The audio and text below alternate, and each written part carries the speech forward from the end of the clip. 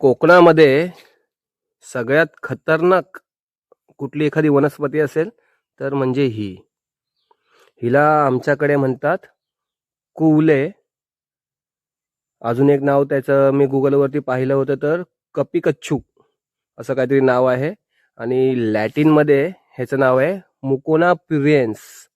प्युरिएन्स असं समथिंग काहीतरी नाव आहे. तुम्ही बघू शकता याच्यावरती जे आवरण दिसतंय, छोटेसे असे बारीक बारीक केस दिसत आहेत.